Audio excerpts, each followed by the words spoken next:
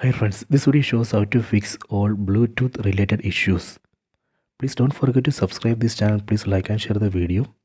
Go to settings. Tap on the settings app icon. Go down. Select general. Go down. Select transfer or reset iPhone. In this screen, we need to select a reset. From this list, we need to select reset network settings. Enter screen lock password.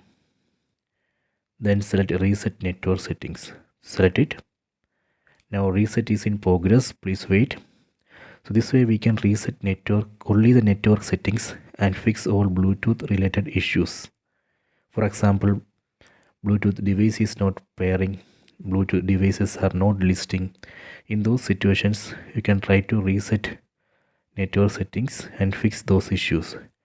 Even if you are facing issues with Wi-Fi or internet, in those situations also you can try to reset network settings and address those issues. Now phone is starting. Please wait. Okay, done. Let me log in. So this way we can reset network settings and fix all Bluetooth related issues. I hope you have enjoyed this video. Please check it.